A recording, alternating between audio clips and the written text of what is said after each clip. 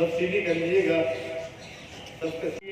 اللہ یہ آپ کے بندے تھے، آپ کے غلام تھے، آپ کے غلام کے بیٹے تھے، آپ کے کنیز کے بیٹے تھے. اللہ یہ اس بات کی اللہ اکبر عبادت کے حقدار ہیں. آپ کے سوا کوئی کسی قسم کی عبادت کے حقدار نہیں ہے اور آپ کا کوئی شریک نہیں ہے. اللہ یہ اس بات کی بھی گواہی دیتے تھے کہ محمد صلی اللہ علیہ وسلم آپ کے حبیب، آپ کے بندے اور آپ کے رسول ہیں. اللہ ہم ان کے لیے سفارشی بن کے شفاعت کرنے کے لیے حاضر ہوئے. اللہ ان کی ملتا اس لیے کوئی خالی نہیں ہوتی.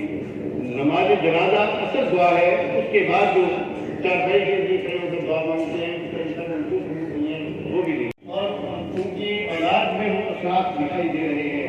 یقین ان کی اولاد جو ہوتی ہے آخر بنے گی انشاءاللہ، ان کی مقدسہ جاریہ بنے گی.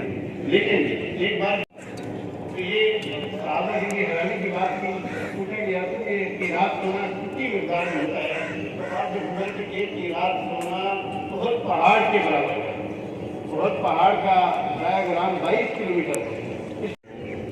اور اس کا اجر و ثواب جو رسول اللہ صلی اللہ علیہ وسلم نے ہے وہ یہ ہے کہ کوئی آدمی مسلمان کی وہ مجھے نہیں پتا، میں تو آیا ہوں ٹاور ٹیکسنگ سے. ایک ہی رات سونا اللہ کی راہ میں خرچ کرنے کا اجر و ثواب ملتا ہے. اللہ کے فرماتے ہیں کہ ایک مسلمان کے لوگ دوسرے مسلمان کے حق ہیں. ان میں ایک حق یہ ہے کہ جب جنازہ پڑھتے تھے، جس طرح ہم فجر کی یا مغرب کی یا عشاء کی نماز میں امام صاحب قیادت کرتے ہیں، اور بعض اوقات آپ دن میں جناب نبی کریم علیہ السلام جنازہ جب پڑھاتے تھے تو کسی دعائیں مانگتے تھے. اور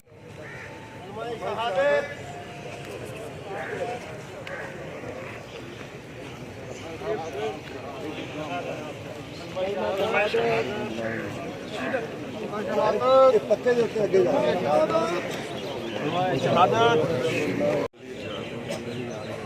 جاندی والی نہیں بنا رہی ہے.